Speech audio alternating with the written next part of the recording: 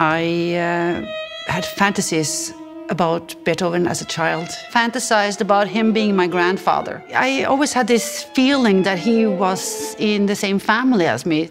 As a child, I could never get enough of Viennese. That was the first thing I learned to play on the piano by myself. When I listened to Beethoven, how I woke up, how I came alive, how I felt the love for me as a child was very important. Beethoven was a genius. He was pretty enlightened, if you ask me. What knocks me over time and time again is his melodies. The melodies are like pop songs. I would totally rip some of them and steal them for myself. I probably will. You can hear Beethoven in pretty much any modern music today, for sure. He has been a very prominent figure in my whole life, and he's my favorite composer of all times. When I write music, I need to feel that I have access to all corners. And that is exactly how I feel when I listen to Beethoven. There's access to all levels, all layers.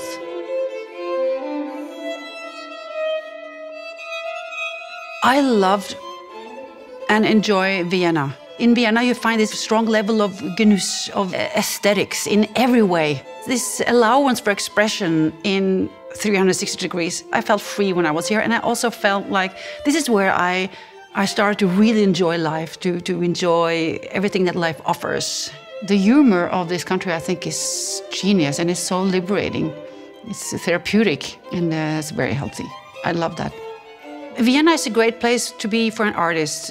You are accepted and you're respected in a certain way.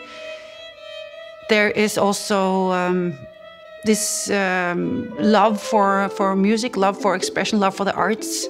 But it also taught me that I am also allowed to express myself. I don't have to tussle around and be careful about how I appear. And that was very liberating and very important to me. Vienna is full of traditions. And I start to really love that. Traditions. The good stuff that comes out of that always feels like a boost for me, a creative boost. I like to perform here a lot in the city. I think this might be one of my favorites now. Yeah, Museumsquartier. I remember writing What Love Is Not after I saw an opera. I had free tickets and I could look straight down to the bass section of the Vienna Philharmonics. Very handsome chaps down there. And going home and writing a song called What Love Is Not. I very much can hear the influence of classical music in the works that I wrote while I was living here. I also used a lot of strings on that album. And it's actually my favorite album up until now. Standing at your door, like so many times before. Here I am again, returning to a friend. Welcome Home was a song that I wrote while I was living in Vienna, because I had immersed myself in the delights of Viennese food and wine culture, especially the wine culture.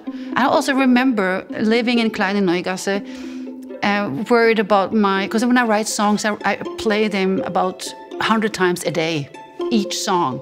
I mean, that is the song of the month, and then my neighbors had to listen to that song. And I felt always horrible about that, because it's like Chinese water torture the first time, the second time is not that bad, but when you hear it for the 76th time, it can drive you nuts. So I apologize to my neighbors in Kleine Neugasse for playing the same songs.